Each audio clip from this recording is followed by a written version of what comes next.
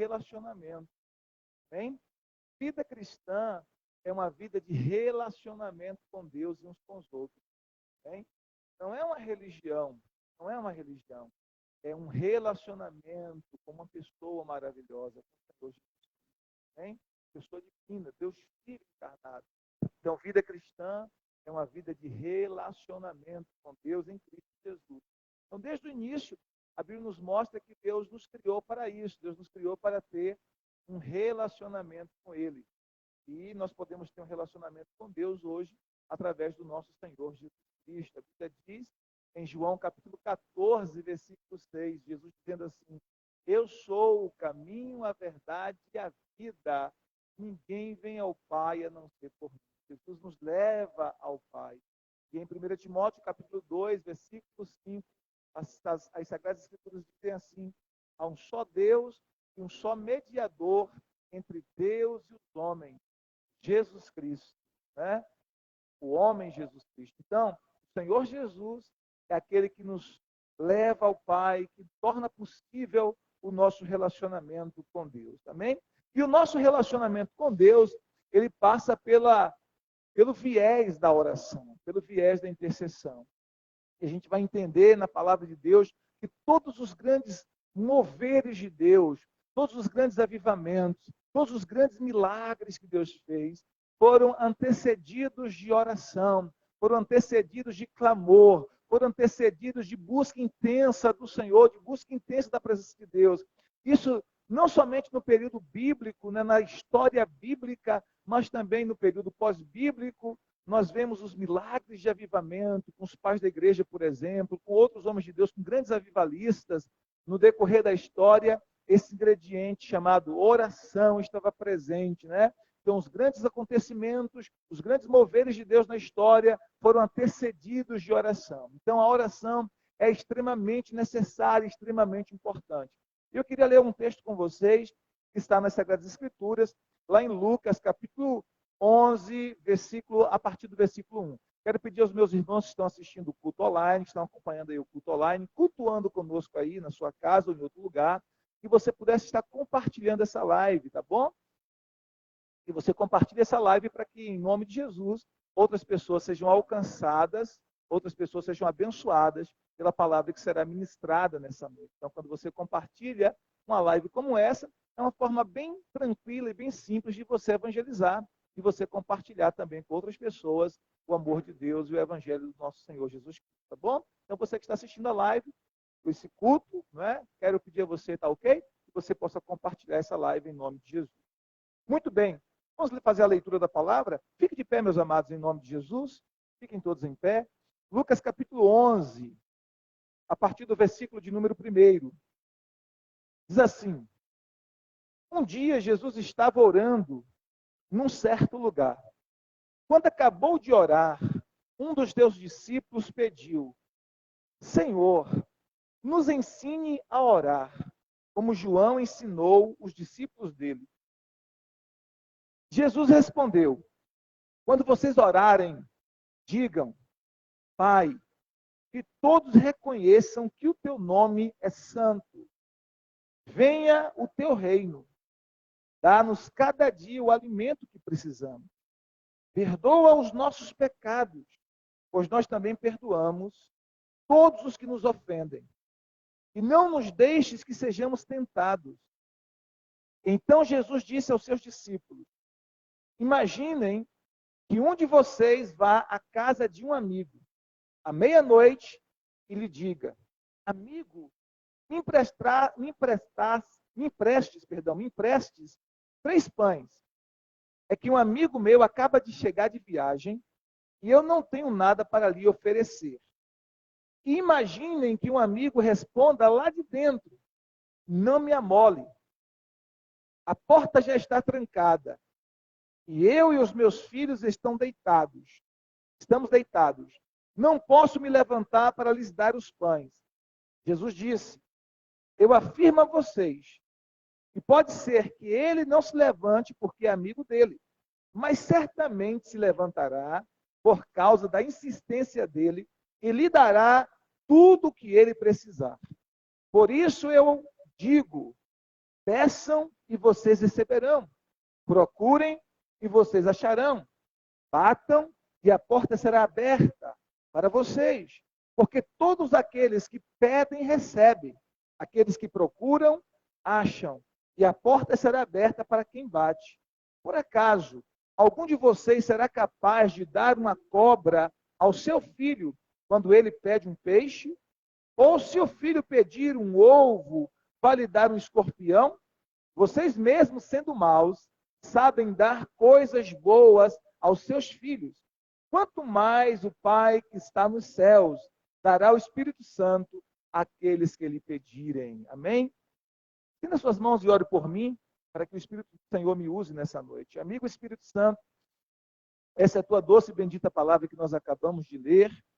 E nós te pedimos, Senhor, que a palavra flua nessa noite, rios de vida, de revelação, para que os teus filhos sejam edificados, nutridos e alimentados pela tua palavra.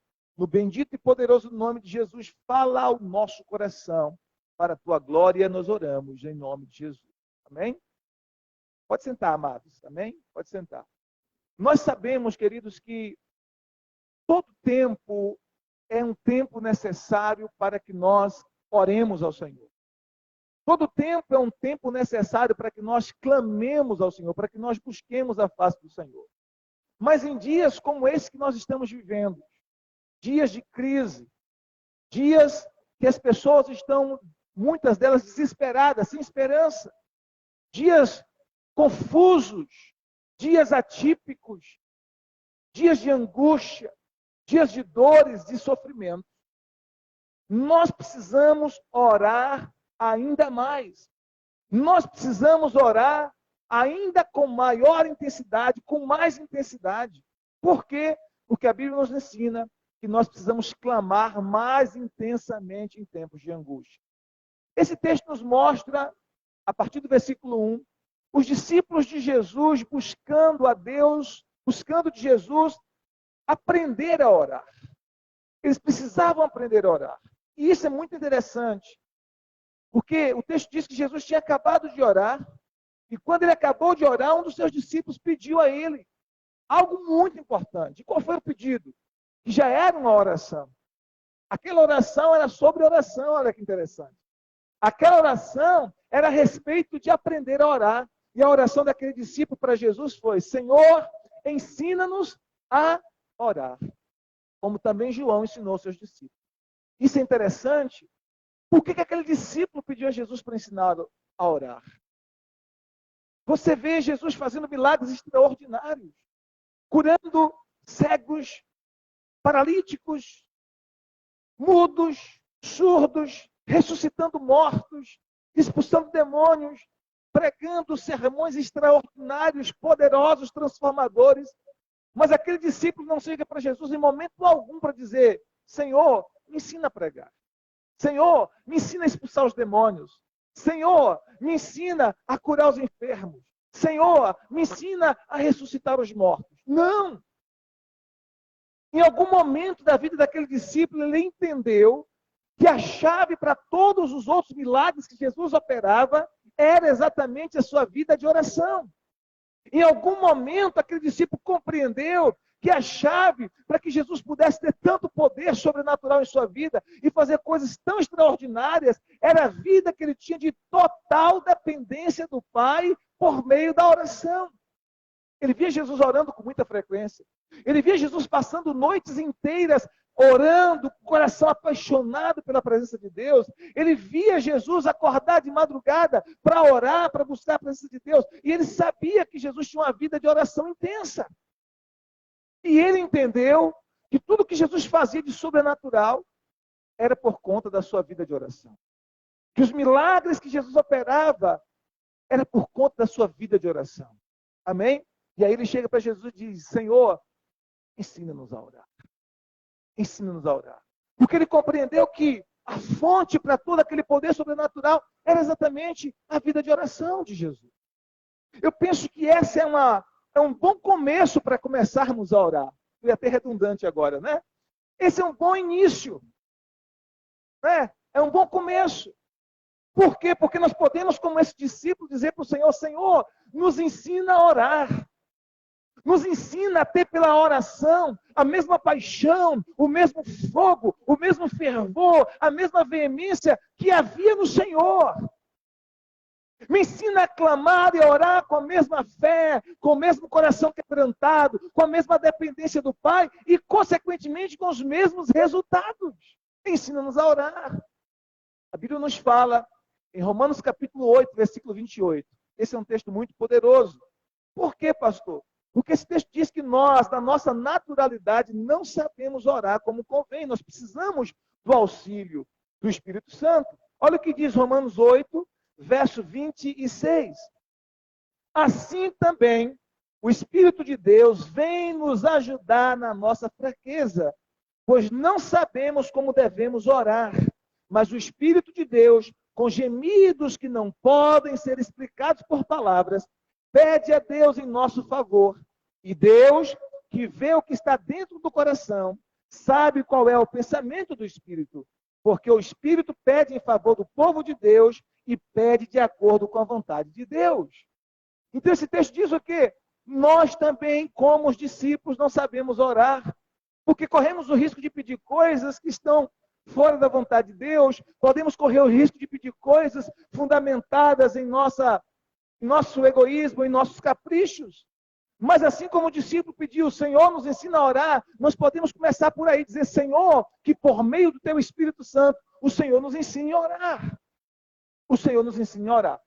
E uma coisa que a gente vai aprender, queridos, que Deus sempre responde orações sinceras, com o coração quebrantado e dentro da vontade dEle. E era a vontade de Deus ensinar o seu povo a orar. E aí Jesus responde a essa oração, responde a esse clamor. Jesus disse assim, quando vocês orarem, digam, Pai, que todos reconheçam que o teu nome é santo. Né? O Pai nosso que estás no céu, santificado seja o teu nome. Isso aqui é um modelo de oração. E o que muitas pessoas não sabem é que a oração que nós chamamos de oração do Pai Nosso é uma oração modelo. Não nos foi dada apenas para recitá-la sem entendimento ou apenas de forma decorada. Não é que não podemos recitar a oração do Pai Nosso, mas é mais um modelo de oração. Ela serve mais como um modelo, como um parâmetro de nossa oração, porque Jesus estava ensinando o discípulo a orar, depois que ele pediu, nos ensina a orar, ele diz, quando vocês orarem. E a gente já aprende uma coisa interessante. Logo de cara aqui a gente aprende uma coisa interessante. Jesus não disse assim, se vocês orarem, digam. Não. Ele não colocou essa conjunção, se, como uma dúvida ou uma possibilidade. Jesus disse, quando? Isso denota uma certeza, vocês vão orar. A questão é quando vocês vão orar. Vocês devem orar. Quando é que vocês devem orar? Quando vocês orarem, então quando é uma certeza. Não é um se vocês orarem, é quando vocês orarem. Porque nós, como cristãos, devemos orar. Faz parte da vida cristã a oração. Por quê? Como eu disse no início dessa mensagem, Deus nos criou para termos relacionamento com Ele. Não é uma religião, não se trata de uma religião, se trata de um relacionamento com uma pessoa viva, com Deus vivo. E como é que eu tenho relacionamento com uma pessoa que eu não converso? Uma pessoa que eu não tenho comunhão? Então, eu preciso ter esse relacionamento com Deus. E esse relacionamento com Deus passa pelo viés da oração, da intercessão, do clamor, da adoração, da busca constante ao Senhor. Diga-me se você está entendendo. Diga glória a Deus. Então Jesus disse, quando orar? Quando você orar? Amém? Então ele entende que é nosso dever orar. Quando você orar, você deve dizer, Pai, que o teu nome seja santificado. Primeiro você reconhece Deus como Pai. E só pode fazer isso aqueles que fizeram uma aliança com o Senhor Jesus Cristo. A Bíblia nos diz, em João capítulo 1, versículo 12, todos quantos o receberam, deu-lhes o poder de serem feitos filhos de Deus, aqueles que creem no seu nome. Todos que creem no nome de Jesus, todos que creem em Jesus, todos que receberam Jesus em seus corações como Senhor e Salvador de suas vidas, foram feitos filhos de Deus e têm legitimidade, autoridade para chamar Deus de Pai, para se dirigir a Deus como Pai. Ele diz, Pai. Jesus nos ensinou a chamar Deus de Pai e a nos dirigir a Deus como Pai, porque nós somos filhos de Deus em Cristo Jesus e nós fazemos parte dessa grande família, então a gente entende que Deus é o nosso Pai, um Pai amoroso. Eu sei que alguns de nós tivemos dificuldades com o nosso pai biológico, né? E sabe que o nosso adversário, ele fere muitas vezes o nosso relacionamento com o nosso pai biológico para, de alguma forma, bloquear o nosso relacionamento com o nosso pai do céu. Inconscientemente, ele tenta fazer isso. Mas, independente dos erros que o seu pai terreno tenha cometido com você, você precisa permitir que o Espírito Santo plante no seu coração, lá no mais profundo do seu ser, o entendimento de que Deus é um Pai perfeito, amoroso, maravilhoso, que ama você e quer lhe abençoar com tudo que Ele pode. Amém? Ele é um Pai totalmente diferente do Pai terreno. Ainda que o seu Pai terreno tenha sido bom, Deus é muito melhor. E se o seu Pai terreno não deixou um legado bom para você, o Pai Celestial, Ele quer curar essa ferida no seu coração, porque Ele é muito melhor. Amém? Então Jesus nos ensinou a chamar Deus de Pai. Ele ensinou a gente a adorar, que todos reconheçam o teu nome como santo. Ele nos ensinou a adorá-lo. Reconhecer a santidade de Deus. Reconhecer a grandeza de Deus. Isso faz parte da oração. Ele nos ensinou a clamar pelo reino de Deus. E venha o teu reino. Essa tem sido uma oração que eu tenho feito frequentemente. E venha o teu reino. Que o Senhor estabeleça o teu reino de justiça, de equidade, de paz. Que venha o teu reino. Tenho orado constantemente, Maranata, ora vem, Senhor Jesus. Orado com muita veemência e frequência pelo retorno do Messias, pelo retorno do Senhor Jesus, pela volta de Cristo. Para que o reino de Deus seja estabelecido em toda a sua plenitude, em toda a sua glória. Amém? Claro que onde nós estamos como servos de Deus, como filhos de Deus, como representantes do reino, ali há uma manifestação do reino de Deus. Mas eu estou falando do reino futuro e do reino pleno do Senhor. Ore pela vinda do reino.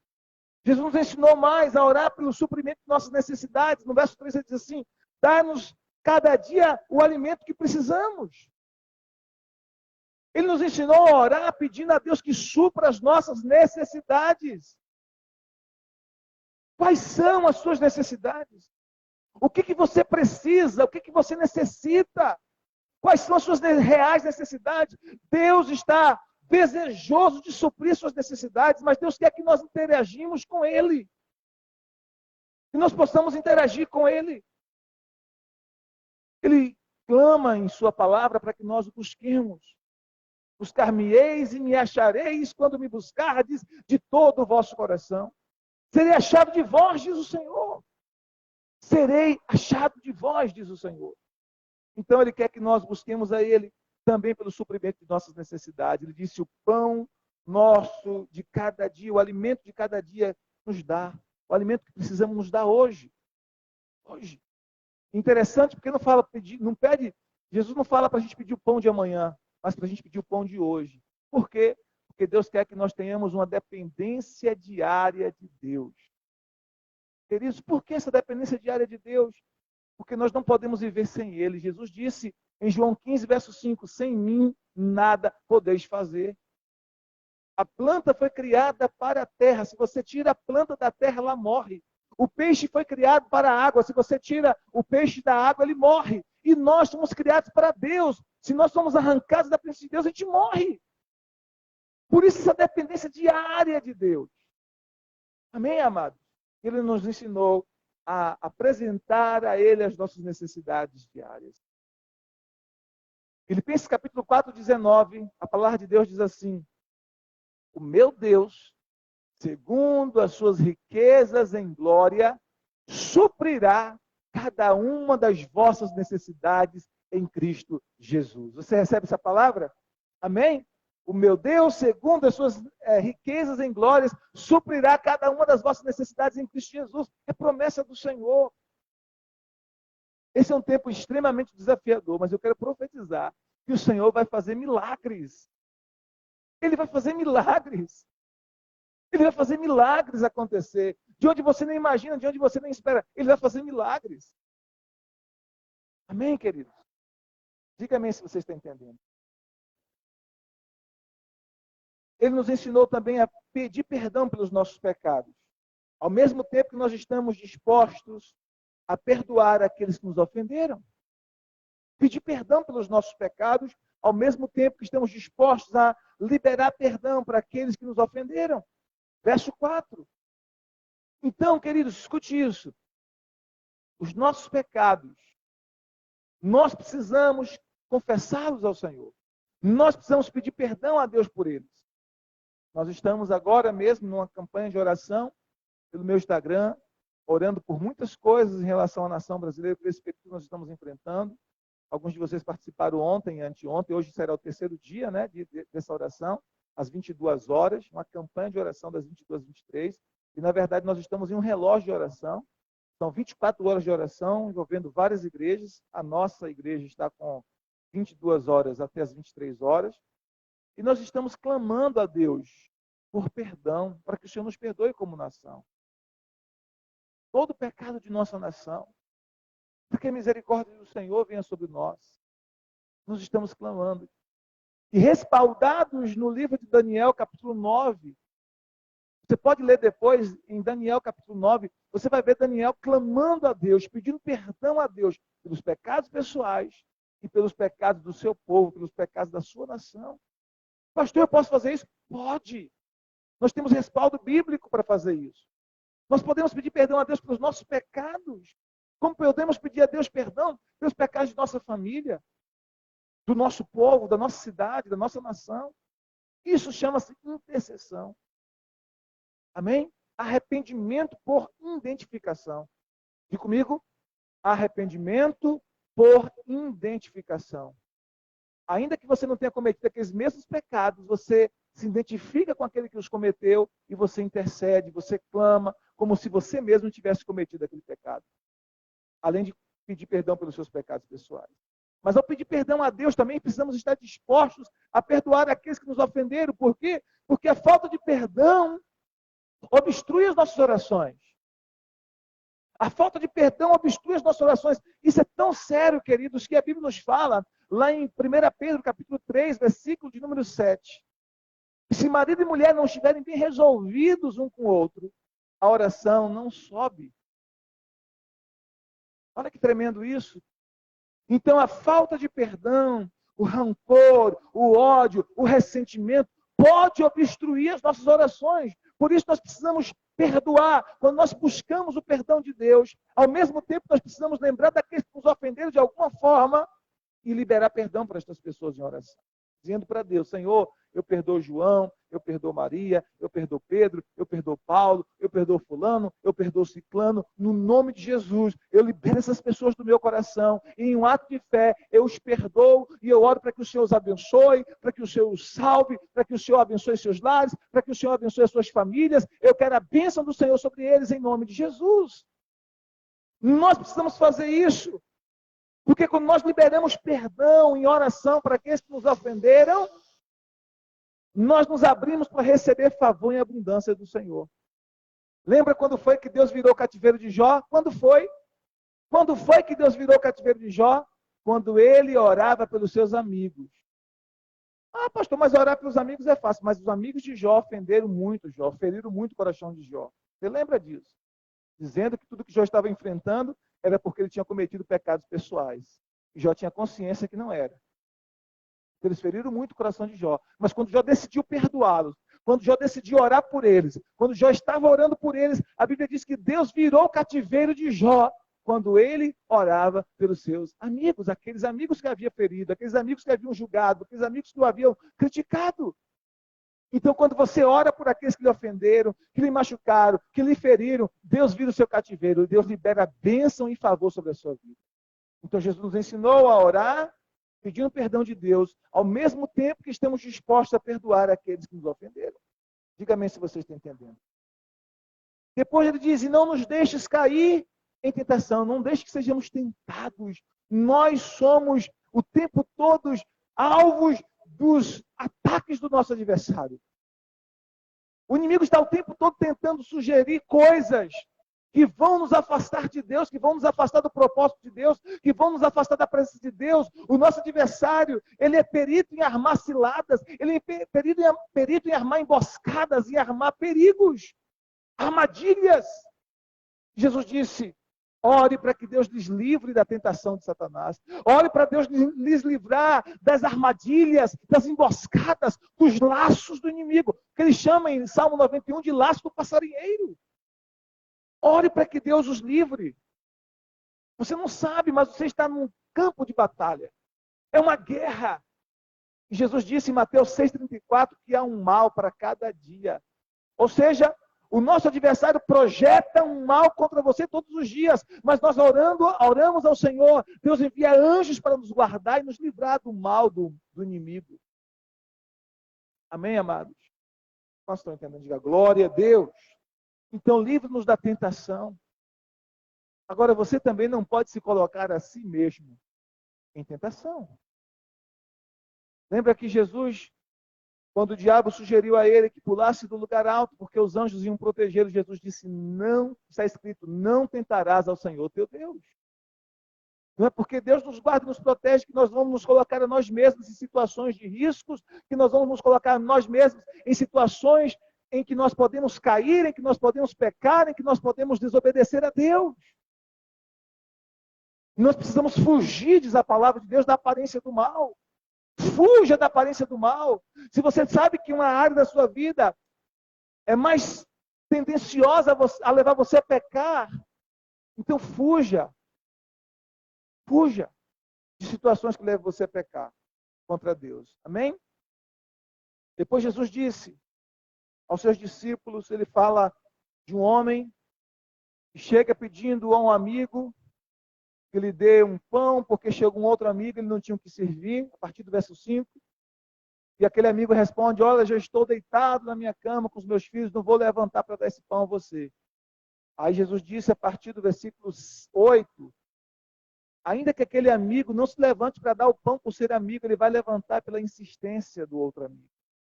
O que Jesus está nos ensinando aqui?